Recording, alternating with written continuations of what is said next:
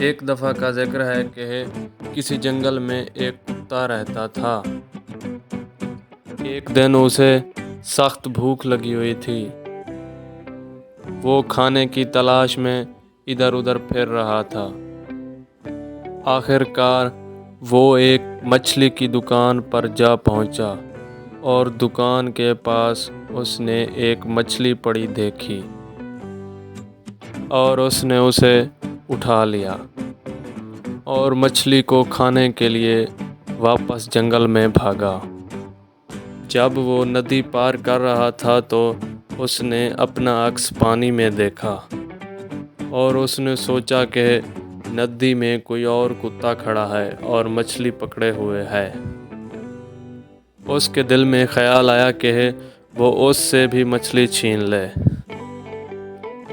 لیکن اس نے جب مچھلی چھیننے کے لیے اپنا منہ کھولا تو اس کی اپنی مچھلی بھی پانی میں گر گئی۔